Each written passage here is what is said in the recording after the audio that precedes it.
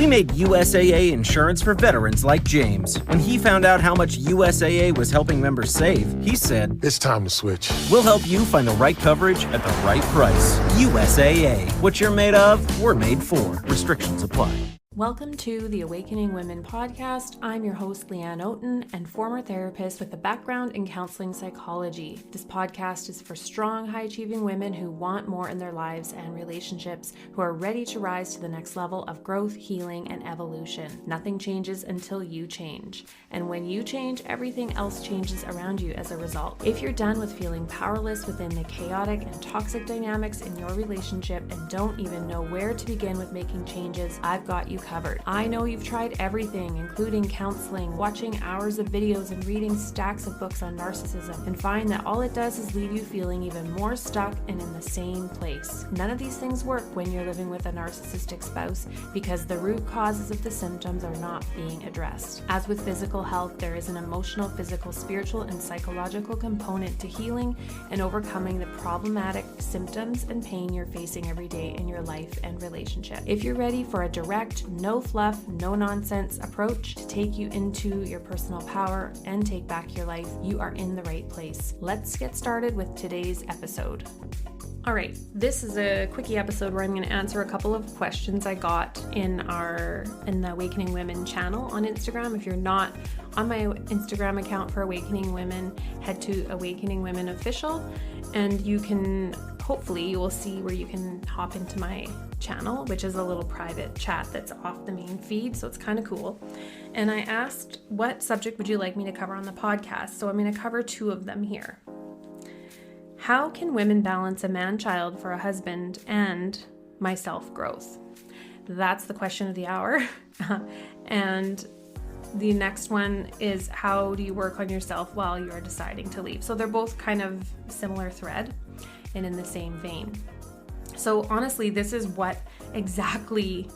perfect questions for right now, because this is exactly what we're diving into inside of my Own Your Power Bootcamp.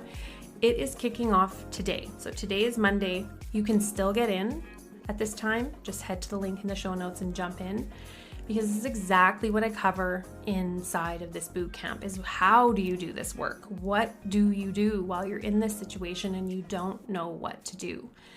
Now, I'm never going to tell you that you can heal yourself fully and fully thrive within these relationships, because if you are truly experiencing narcissistic abuse, the gaslighting, the manipulating, the inability to have proper conversations, the highs and lows, you're not going to be able to fully heal. That's just the reality. But there is still a lot that you can do. That's the key. There's still a lot you can do within yourself while you're in it, because the time is going to pass anyway, right? The time is passing anyways. You're in it and you don't know how to get out of it at this time. You don't know what those steps are. So that's your reality right now. Let's just meet you where you are. That's my goal, is meet you where you are, and let's get you moving in a different direction. So the work is, and here's where we're going to just go over the process. So the first thing that I have women do is do a complete 180. You do a 30-day reset, and I walk you through exactly how to do that. We're going to go more into this in the bootcamp, but this is also talking about the work I do with my clients and women in my program, is you take the first 30 days and you do a complete 180 in the relationship. You completely stop doing the things that you've been doing and start doing different things that help you to feel more stabilized, clear-minded, balanced within yourself. Then you're not so influenced by the external when you're taking care of that. So we go over that right when you first come into the program. And then we go into the self-reclamation, where you have lost parts of yourself. You don't know what you need. You don't know what you want. You don't know what your needs are. You don't even know what you want. You don't even know what you love or the things that would light you up to have in a relationship or just in your life in general. You've lost touch of that completely.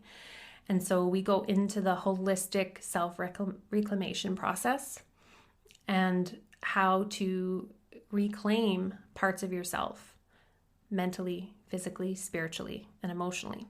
And that's exactly what you do. And you do this as part of your reset, right? The whole thing is about turning all the energy you've been putting outward onto them and fixing the relationship. And you take all of that energy, time, focus, attention, and you put it on you. Like, you can't even imagine what is in store for you when you actually commit to this and you do it in the way that I teach specifically. You actually have to go through and implement what I've outlined in the program. And there have been some of you, if you're listening, who have joined the program and have not even touched the program. I've seen it. It's appalling to me. I don't understand. It's not a small investment. That is literally your ticket to life transformation. So if you're listening to this and you've purchased the program, get yourself in there and do the work, right? So if you have not joined my program and you are wanting to do this work, the goal is you go through it and you follow it step by step. If you're going to invest in someone to guide you, show up fully, invest in it fully. So that's another key, right? How do I do the work when I'm in this? You have to commit to yourself 100%. Your commitment, you choose 90 days, 90-day increments. For 90 days, I am just focusing in on me, not this relationship, not what he's doing, what he's not doing. No more trying to micromanage him, playing the hero role, getting into my overfunctioning. When I notice I'm doing that, I need to pull my energy back toward me. And so this takes practice, right? Because your habit has been to focus on the outside. The compulsive nature to focus on the outside to avoid focusing on the inside. That's what we all do. So we're breaking those patterns. And then you need to go into boundaries. Like, what are your boundaries? What are your limits? What are your deal breakers? What are the things that you just cannot tolerate any longer? The things that you will and will not put up with? And then how do you set boundaries? What types of boundaries are there? And how do you enforce them with someone who doesn't give a rip about your boundaries, who really would love to trample them more than anything?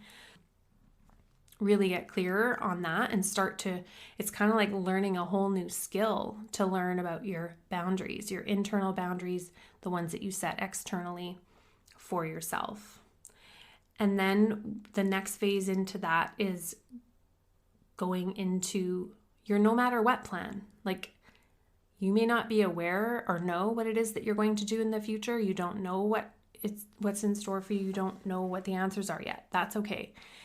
But you still start making a no matter what plan. And I guide you through how to do that in my program. But really, it's about looking at each area of your life and making a plan for what you're going to do no matter what happens with your relationship. And then we go a step further. You need to start planning ahead and thinking about things ahead of time to plan your exit strategy. That's the part that we leave till the end, because you need to do the personal work before you're ready to face that. And I get that. And it's about doing it on your own pace. It's not about saying within 90 days in the program, you need to have your exit plan and be acting on it, right? That's not the case. But it is about, at least you're working toward it and you are moving toward it. So you feel like, all right, so I'm doing everything I can right now for myself. I'm working on me. I'm pulling back from the roles in the relationship that are keeping me stuck and keeping me in the dynamic. And I'm also realizing that, wow, the things that I used to think were keeping me here are not, or the things that I thought that were going to make it impossible to leave, they're not. And you start to see windows where you once saw doors, and you start to see possibility. And as you start doing that, you change, you grow, you evolve.